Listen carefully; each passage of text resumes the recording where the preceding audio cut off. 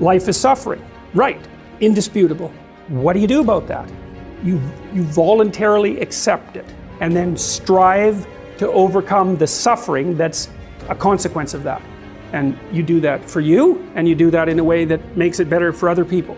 And then that works. And one question might be, well, how well does it work? And the answer is, the only way that you can find out is by trying it.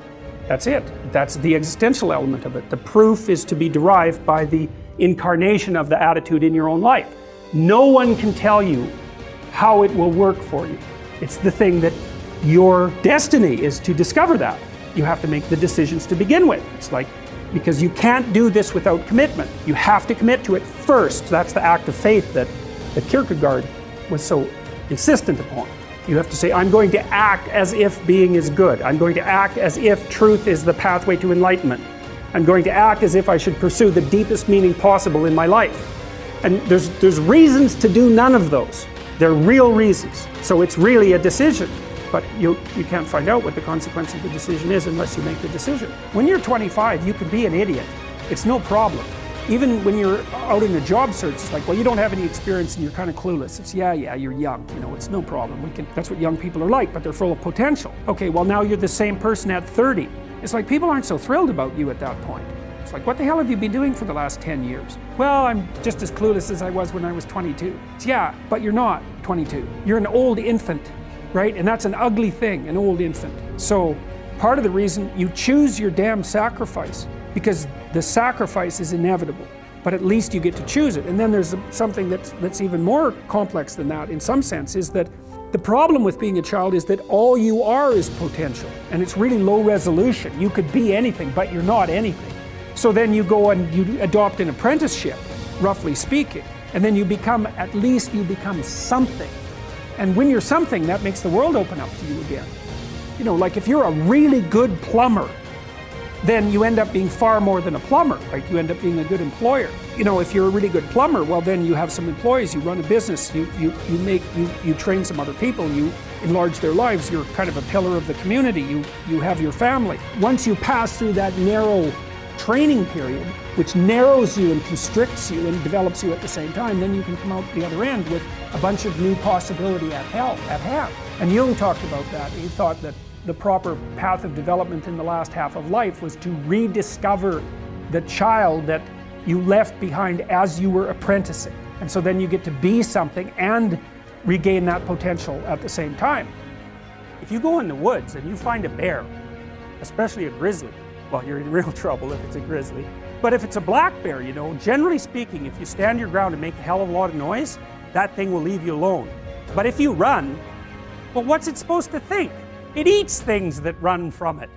So that's exactly where that idea came come from. You turn tail and run, and then the thing that you're afraid of is really a monster, and it's gonna get you and eat you. It's like, well, that's true psychologically as well. So I have a client, she's afraid of elevators. The elevator door opens, she goes, that's a tomb. And I thought, oh, wow, I thought it was an elevator. But for you, it's not a bloody elevator. It's death. And so that's what you're afraid of. It's worse than that. You're afraid of being trapped inside there in the dark, alone, not knowing if anyone is going to rescue you, stuck there with your damn imagination, freaking out. It's like, and if that's not, and then maybe you have a heart attack because you're so terrified and you die. So then you say, okay, well, you're afraid of the damn elevator, but it's not an elevator, it's a tomb. And the tomb is partly you and it's partly the elevator and partly your unconscious mind. And so, well, what can you handle? Can you go and look at an elevator from 10 feet away? It's like, yes. Okay, how about 9 feet away? Yes. 5 feet? Yes. 4 feet? No.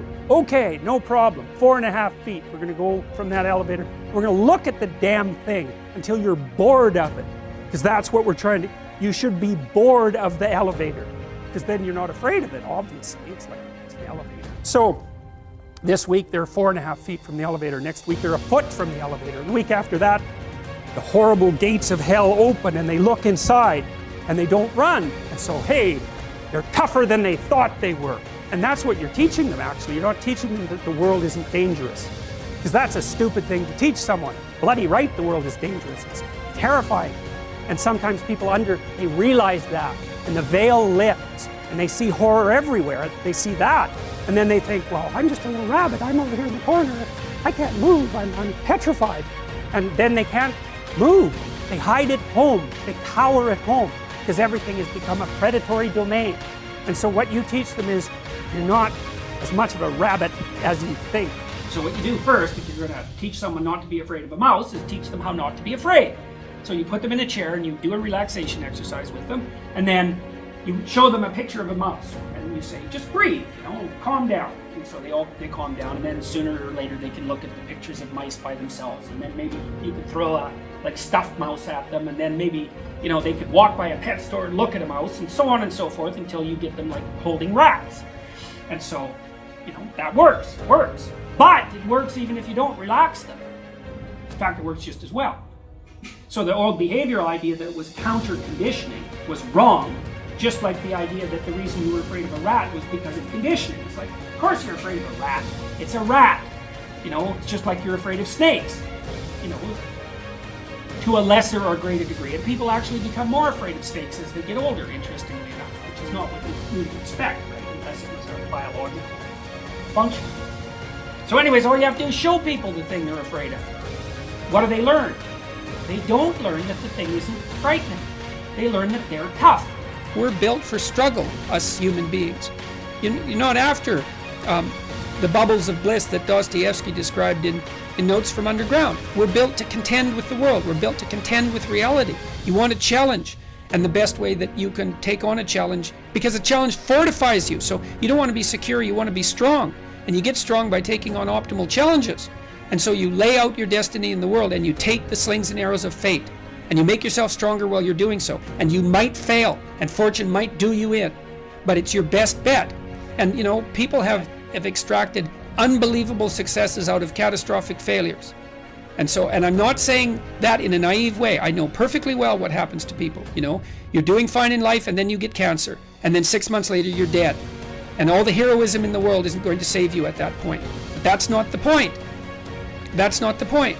Life is bounded by mortality, but that doesn't mean that you don't get out there and contend, and you develop by contending, and you minimize the net amount of suffering in the world. And that's something, man. That's something to do.